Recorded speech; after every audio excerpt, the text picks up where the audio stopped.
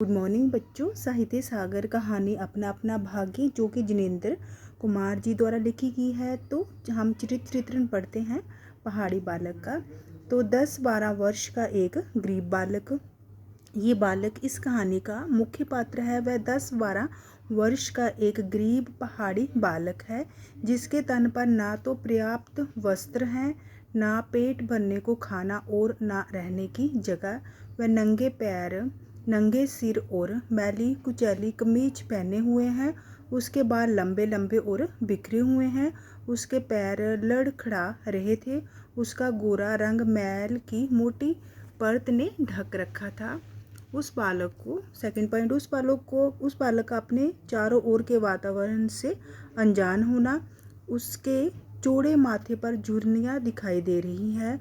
उसकी मुख मुद्रा, उसके मुख को देखने से मालूम हुआ कि उसे अपने चारों ओर के वातावरण, सामने के तालाब और कोहरे आदि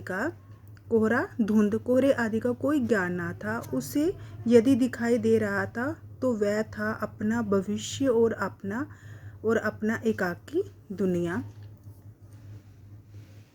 एकाकी मतलब अपना अकेलापन दिखाई दे रहा था। स्वाभिमानी तथा मेहनती वह पहाड़ी बालक स्वाभिमानी तथा मेहनती होने पर भी वह अपने जीवन का निर्वाह गुजारे के लिए 10 वर्ष की उम्र में दर दर भटक रहा है। वह नैनीताल शहर के पास के गांव में रहता है और गरीबी के कारण घर से निकला है कि 2 समय की रोटी की व्यवस्था कर सके, परंतु ये भी उसके भाग्य में नहीं था, क्योंकि उसे निर्दयी अत्याचारी होटल के मालिक ने जहां काम मिला, जिसकी क्रूरता का शिकार उसका साथी हो गया था जो उसके साथ गांव से आया था। जिसकी क्रूरता का शिकार उसका साथी हो गया था, उसको होटल से निकाल दिया। लेखक तथा उसके मित्र का उस पर दया करना। लेखक तथा उसका मित्र उस पहाड़ी बालक से उसे काली अंधेरी बर्फीली रात में मिलते हैं, उस पर दया भी करते हैं, काम दिलाने का दम भी भरते हैं, परंतु उस समय उसे सहायता नहीं देते हैं।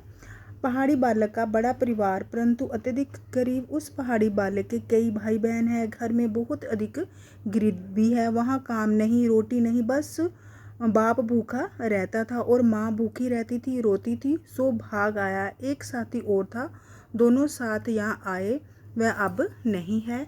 उस निरीह, कमजोर और गरीब बालक का असमय छोटी उम्र में मृत्यु को प्राप्त होना। रात को वह पहाड़ी बालक जो कि गरीब और असहाय है, जिसका कोई सहारा नहीं है, एक पेड़ के नीचे आश्रय सहारा पाता है। रात की बर्फबारी का शिकार बनता है और 10-12 वर्ष की उम्र में आयु में दुनिया के दर्दों से छुटकारा पा जाता है। वह मर जाता है।